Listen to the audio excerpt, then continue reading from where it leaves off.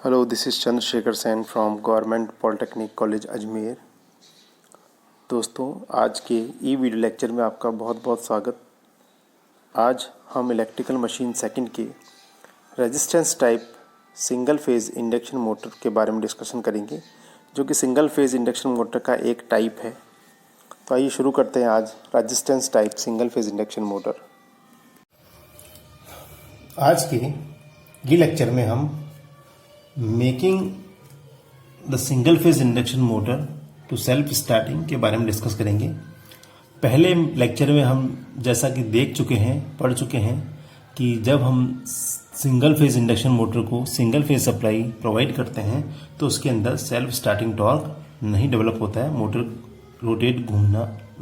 Rotors का rotate नहीं करता है। तो अब आज हम देखेंगे उसके अंदर कुछ चेंजेस करके हम रोटर को किस तरह से घुमाते हैं।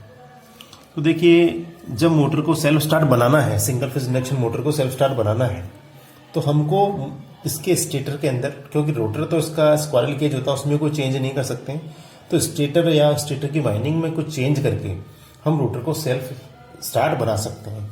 तो इसके लिए हमें क्या करना पड़ता है कि स्टेटर के अंदर, जैसे कि हमने देखा, दो तरह की एक वाइंडिंग होती है, मेन वाइंडिंग। तो मेन वाइंडिंग के साथ में हमें एक दूसरी वाइंडिंग यानी कि एक एक्स्ट्रा वाइंडिंग भी हमें यहाँ लगानी होती है, करनी होती है, जिसका नाम होता है स्टार्टिंग वाइंडिंग। ठीक है, जो कि मोटर को स्टार्ट करने के काम में आती है। इसे हम ऑक्सिलरी वाइंडिंग भी बोलते हैं। ठीक है, ये मेन वाइंडिंग के साथ में उसके पैरेलल में वोल्टेज की सप्लाई के पैरेलल में लगाते हैं। और दोनों वाइंडिंग, स्टार्टिंग वाइंडिंग और मेन वाइंडिंग के बीच में इलेक्ट्रिकली 90 डिग्री स्पेस्ड होता है। ठीक है, और मोटर ऐसा लगता है कि जैसे कि टू फेज मोटर की तरह व्यवहार कर रही है। और ये दोनों फेज अपनी अपनी जो वाइंडिंग्स में करंट फ्लो करते हैं, अपने खुद की फ्लक्सेस बनाते हैं, और दोनों फ्लक्स रिवॉल्विंग फ्लक्स जनरेट करते हैं, जिससे कि मोटर सेल्फ स्टार्ट हो जाती है। अब कंस्ट्रक्शन की बात करें तो इस तरह से आप देखिए, ये मोटर का कंस्ट्रक्शन है। कंस्ट्रक्शन के अंदर हम देखते हैं कि सिंगल फेज इंडक्शन मोटर के मुख्यतः दो पार्ट हैं। पहला पार्ट है स्टेटर और दूसरा पार्ट है रोटर।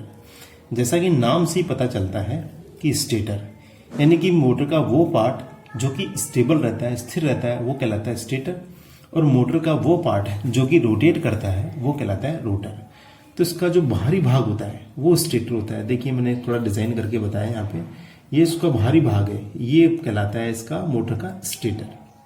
मोटर के स्टेटर में अंदर की तरफ से इस तरह से स्लॉट्स कटे होते हैं, जो स्टेटर स्लॉट्स होते हैं। उन स्लॉट्स के अंदर कॉपर की वाइंडिंग्स होती है। ठीक है, अब यहाँ पर चूंकि मैंने बताया कि हम स्टेटर के अंदर दो तरह की वाइंडिंग करते हैं, तो एक कहलाती है मेन वाइंडिंग और रनिंग वाइंडिंग। मेन वाइंडिंग का मतलब है ऐसी वाइंडिंग जो कि मेन हो, यानी कि, और रनिंग का मतलब यही है कि जो मोटर रनिंग कर रही है उस कंडीशन में सर्किट में उपलब्ध हो, तो वो वाइंडिंग कहलाती है मेन वाइंडिंग। अब चूंकि ये वाइंडिंग मेन वाइंडिंग है, रनिंग वाइंडिंग है, हर समय सर्किट में रहेगी, इसके अंदर करंट हर समय फ्लो होगा, तो इसका रेजिस्टेंस है वो कम होना चाहिए। और रेजिस्टेंस कम होगा तो R = ρl/A के अनुसार उसकी लेंथ भी कम होगी और क्रॉस सेक्शन एरिया है A वो बढ़ जाएगा। ठीक है, क्योंकि इसके अंदर करंट लगातार फ्लो हो रही है। और वाइंडिंग ये कॉपर की और एल्यूमिनियम की हम बनाते हैं। जो दूसरी वाइंडिंग दिखा रखी है ये रेड कलर में मैंने, ये स्टार्टिंग वाइंडिंग, जो कि मोटर को स्टार्ट करने के काम आती है। ठीक है, और इसको हम ऑक्सिलरी वाइंडिंग भी कहते हैं, क्योंकि ये ऑक्सिलरी पर्पस के लिए काम में आ रही है। और इसमें चूंकि स्टार्टिंग में ही करंट फ्लो होती है, इसलिए इसका जो रेजिस्टेंस है वो हाई होता है, लेंथ भी इसकी हाई होती है, ज्यादा होती है, और क्रॉस सेक्शन एरिया इसका कम होता है। तो ये स्टेटर कहलाता है। स्टेटर के अंदर जो स्टेटर होता है वो सिलिकॉन स्टील का बना होता है, जिससे कि हिस्टेरिसिस लॉस कम हो जाए। ये लिखा है मैंने, देखिए, made up of silicon steel, ताकि स्टेटर के लॉसेस, स्टेटर के अंदर जो होने वाले लॉसेस है, एडी करंट लॉसेस और हिस्टेरिसिस लॉसेस कम हो जाते हैं। एडी करंट लॉस को कम करने के लिए हम लेमिनेशंस का स्टेटर बनाते हैं। Stator having the slots which two windings are kept, और स्टेटर में इस तरह के स्लॉट्स होते हैं जिसमें दो वाइंडिंग को हम रख सकते हैं। और दोनों वाइंडिंग के बारे में बता चुका हूं कि मेन वाइंडिंग और स्टार्टिंग वाइंडिंग। ठीक है, इनकी जो प्रॉपर्टी होती है वो इस तरह से होती है, और दिखने में मेन वाइंडिंग थोड़ी थिक होती है और स्टार्टिंग वाइंडिंग थिन होती है। और दोनों 90 डिग्री एक दूसरे से इलेक्ट्रिकली अपार्ट होती है। तो ये स्टेटर का कुछ कंस्ट्रक्शन है। अब हम बात करते हैं रोटर की। तो सिंगल फेज इंडक्शन मोटर के अंदर जो मुख्यतः रोटर हम काम में लेते हैं वो इस तरह से एक स्क्वायरल केज रोटर होता है। स्क्वायरल केज का मतलब पिंजरा। इसके अंदर बेसिकली ये कॉपर की बार्स है, ये एल्यूमिनियम या कॉपर की बार हो सकती हैं, जिन्हें इस तरह से मैंने तिरछा करके लगाया है और यहाँ पर दोनों तरफ, इस तरफ और इस तरफ एंडरिंग से यहाँ से जिससे मैंने शॉर्ट कर दिया है। तो ये वाइंडिंग का काम करती है। तो चूंकि ये पिंजरे के समान दिखती है इसलिए इसका नाम है स्क्वायरल केज रोटर। तो 90% जो सिंगल फेज इंडक्शन मोटर होती है उसके अंदर यही कि रोटर हम काम में लेते हैं।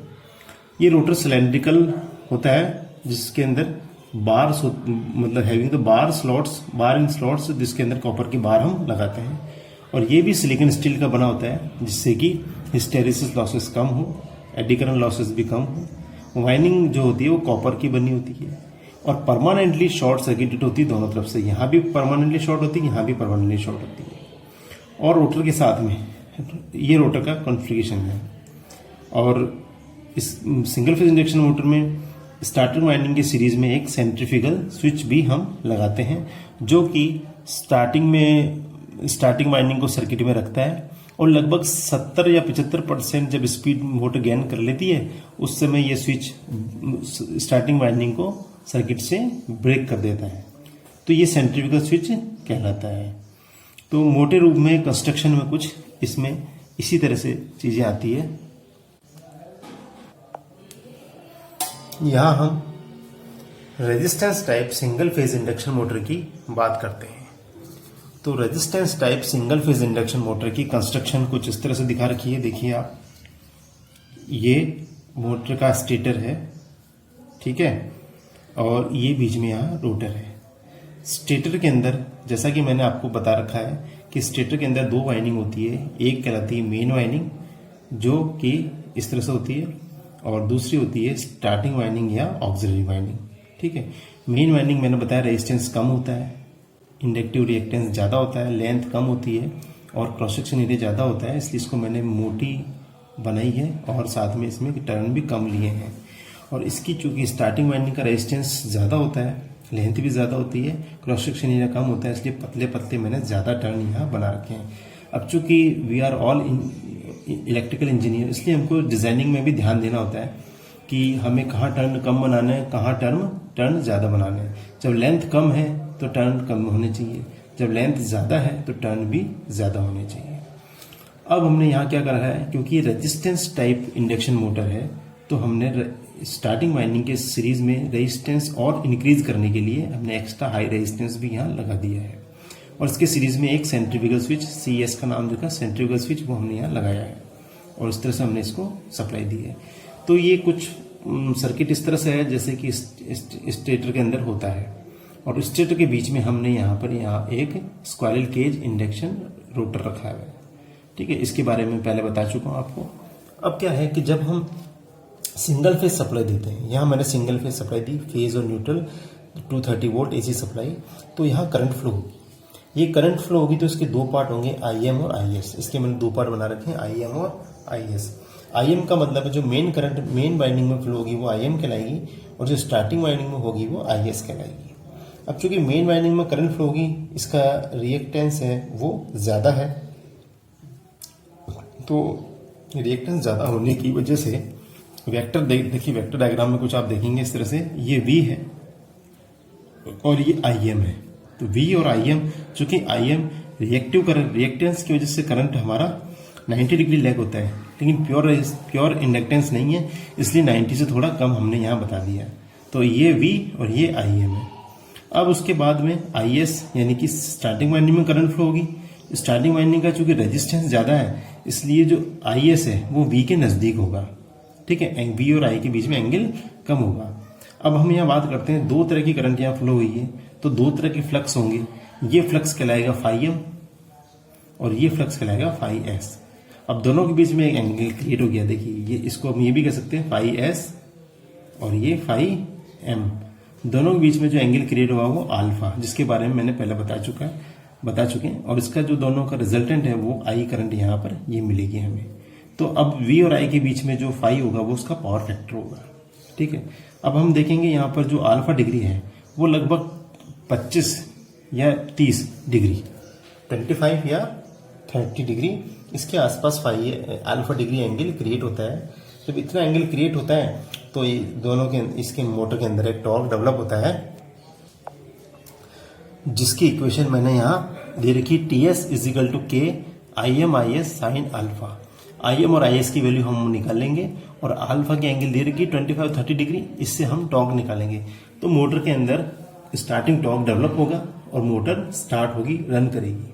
आफ्टर 70 और 80% स्पीड, जब 70 या 80% स्पीड गेन कर लेगी तो इसका जो सेंट्रीफ्यूगल स्विच है वो ऑपरेट होके स्टार्टिंग वाइंडिंग को डिस्कनेक्ट कर देगा और मोटर हमारी कंटिन्यूसली रन करेगी जब तक कि इसको पावर मिलेगी। इसका ग्राफ देखें तो ग्राफ कुछ इस तरह से होगा, ये दो टुकड़ों में है। ये जो कर्व है ये है स्टार्टिंग वाइंडिंग का और दूसरा जो कर्व है वो है रनिंग वाइंडिंग का, और दोनों के बीच में ब्रेक है।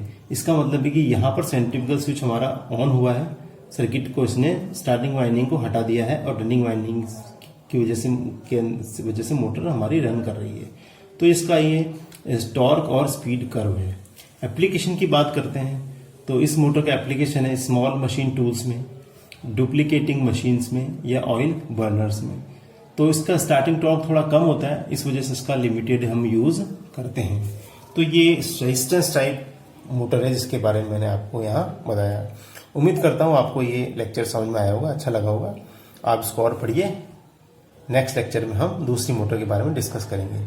तब तक के लिए धन्यवाद, थैंक्स।